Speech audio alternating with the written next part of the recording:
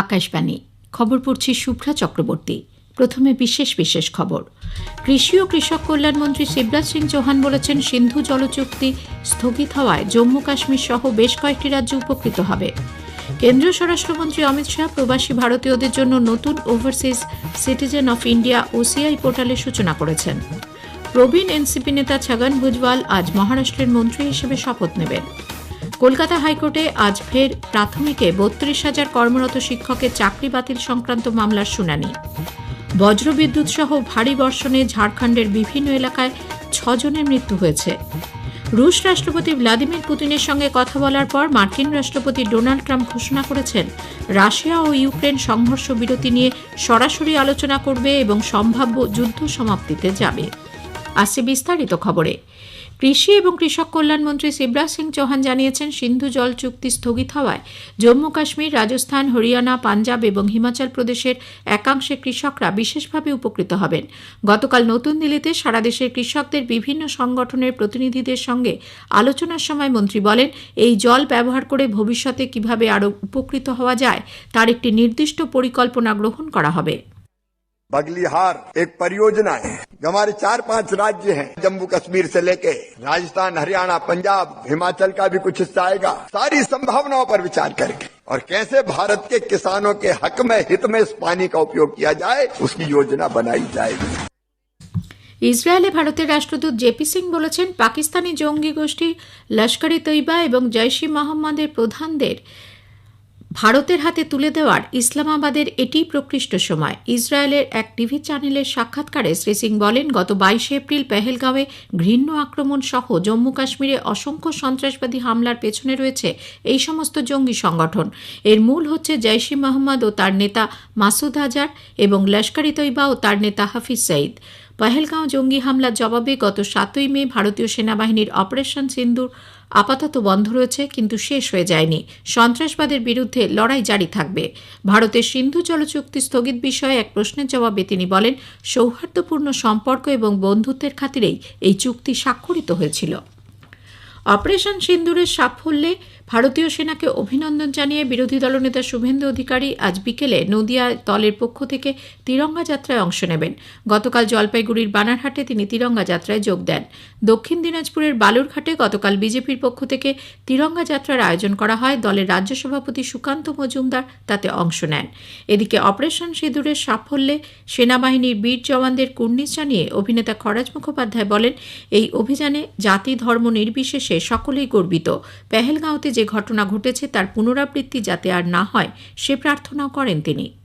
ভারতবাসী হিসেবে একটা বিরাট গর্বের বিষয়, একটা বিরাট জয়, এবং আমরা মনে মনে অন্তত এটুকু আশা করব যে এই জিনিসটার আবার পুনরাবৃত্তি যাতে না হয় সেটা মনে মনে ভীষণভাবে চাইব।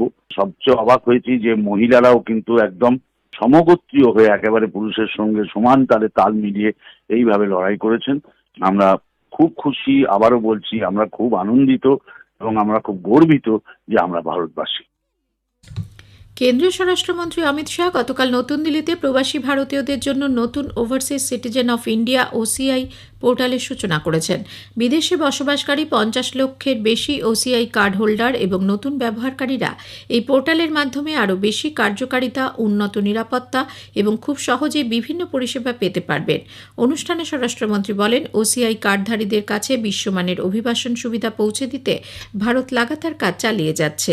এ সংক্রান্ত নিবন্ধীকরণ প্রক্রিয়া সহজ করার জন্য নবরূপে সজ্জিত পোর্টালটিতে আপডেটেড ইউজার ইন্টারফেস রাখা হয়েছে।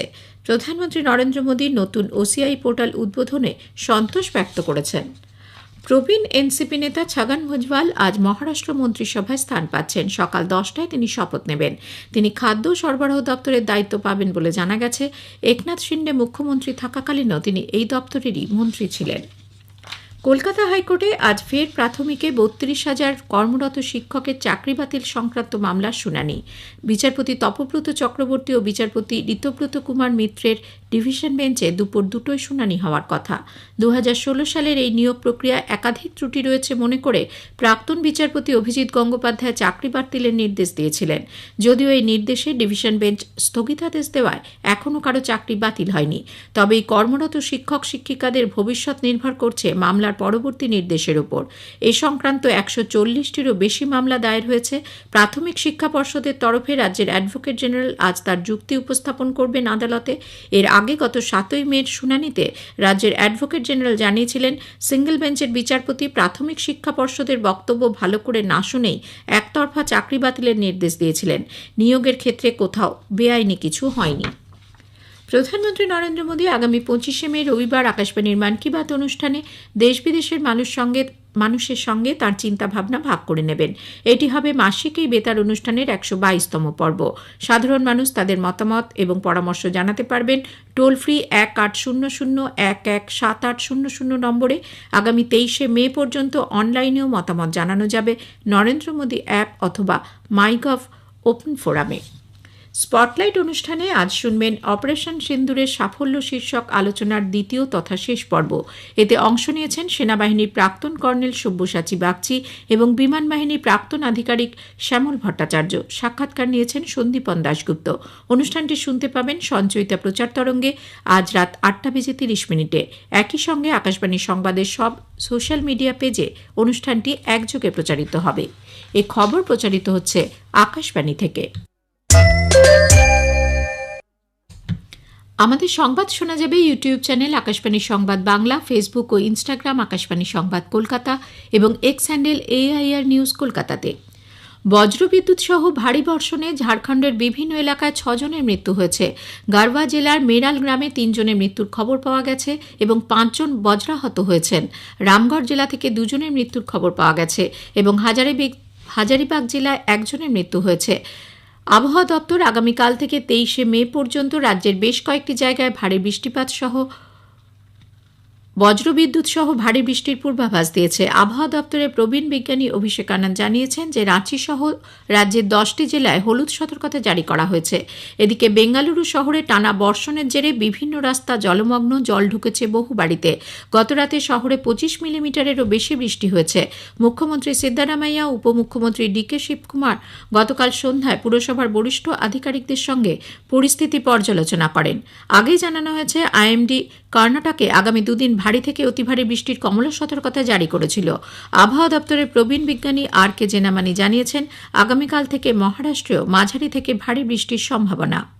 Today we have updated the orange color warning for Karnataka, particularly for 20 and 21. So we have updated to red color, be it in North Interior Karnataka, South Interior Karnataka and Coastal Karnataka. So we have given red color warning for extremely heavy rainfall for mainly Coastal Karnataka and Interior Karnataka. And adjoining area like Ghat area of Tamil Nadu, North Tamil Nadu, Rayalaseema, we have given very heavy rainfall. Also Konkan, Goa and Madhya Maharashtra likely to get very heavy to extremely heavy on 29 or 21 to 22nd. Bombay will also receive moderate to heavy rainfall from 21st onward. এদিকে বঙ্গোপসাগর থেকে সরাসরি দক্ষিণা বাতাসের আগমন এবং বাতাসে জলীয় বাষ্পের পরিমাণ বেশি থাকায় আজও কলকাতা সহ রাজ্যের সর্বত্র বৃষ্টির পূর্বাভাস রয়েছে। আলিপুর আবহাওয়া দপ্তরের পূর্বাঞ্চলীয় প্রধান সোমনাথ দত্ত আকাশবাণীকে জানিয়েছেন, উত্তরবঙ্গের প্রায় সব জেলাতেই আজ ভারী বৃষ্টির কমলা সতর্কতা জারি রয়েছে। তবে বিক্ষিপ্তভাবে বৃষ্টি হলেও অস্বস্তিকর গরম রয়েছে। কলকাতায় আজ সকালে সর্বনিম্ন তাপমাত্রা রেকর্ড করা হয় 28.7 ডিগ্রি সেলসিয়াস, স্বাভাবিকের থেকে যা 2 ডিগ্রি বেশি। বিদেশমন্ত্রী ডক্টর এস জয়শঙ্কর পেহেলগাঁও হামলার ঘটনায় নেদারল্যান্ডসের নিন্দা এবং সন্ত্রাসবাদের বিরুদ্ধে জিরো টলারেন্সের প্রশংসা করেছেন। গতকাল হেগে নেদারল্যান্ডসের বিদেশমন্ত্রী ক্যাসপার ভেল্টক্যাম্পের সঙ্গে তিনি সাক্ষাৎ করেন। বিদেশমন্ত্রী ডক্টর এস জয়শঙ্কর 6 দিনের সফরে নেদারল্যান্ডস, ডেনমার্ক ও জার্মানির নেতৃবৃন্দের সঙ্গে সাক্ষাৎ করবেন। রুশ রাষ্ট্রপতি ভ্লাদিমির পুতিনের সঙ্গে ফোনে 2 ঘণ্টা কথা বলার পর মার্কিন রাষ্ট্রপতি ডোনাল্ড ট্রাম্প ঘোষণা করেছেন যে রাশিয়া ও ইউক্রেন সংঘর্ষ বিরতি নিয়ে সরাসরি আলোচনা করবে এবং সম্ভাব্য যুদ্ধ সমাপ্তিতে যাবে। তিনি আরও জানিয়েছেন, কথাবার্তা ইতিবাচক হয়েছে, উভয় দেশই আলোচনায় প্রস্তুত। My little conversation with a nice gentleman named Vladimir Putin. Actually, we had a good talk, and I think that progress is being made. 5,000 young soldiers are being killed every single week on average, and we're trying to stop it. It's a bloodbath. Satellite pictures that are so bad. In this day and age, we're living a horrible thing that's going on, and we're doing the best we can. দিল্লির অরুণ জেটলি স্টেডিয়ামে আজ IPL ক্রিকেটের ম্যাচে Chennai super Kings Rajasthan রয়্যালসের বিরুদ্ধে খেলবে। খেলা শুরু হবে সন্ধ্যে 7:30টায়। এদিকে লখনৌ সুপার জায়ান্টস আইপিএল ক্রিকেটে প্লে অফের লড়াই থেকে ছিটকে গেছে। Cricket association of Bengal CAB পরিচালিত পুরুষদের দ্বিতীয় বেঙ্গল প্রো টি20 লিগে এবার 802 জন ক্রিকেটার নিলামে সামিল হয়েছেন। দলগুলি পছন্দের ক্রিকেটার বেছে নিয়েছে।